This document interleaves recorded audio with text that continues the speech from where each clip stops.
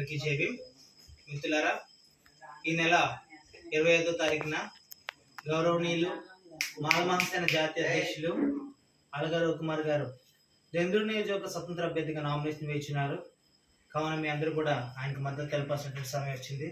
మిత్రులారా, ఒకటే కొలమానంగా చూడండి. ఈ దశాబ్ద కాలంలో 2 పార్టీలు అధికారంలో ఉన్నాయి. ఈ 2 పార్టీలు అధికారంలో ఉన్నప్పటికీ కూడా ఎప్పుడు ఎక్కడ ఎస్ఎస్టీ బీసీ మైనారిటీ ప్రజలకు ఎక్కడ ఏ అన్యాయం జరిగినా ఎల్లప్పుడూ అందుబాటులో ఉన్నటువంటి వ్యక్తి శ్రీ అలగా రవికుమార్ గారు.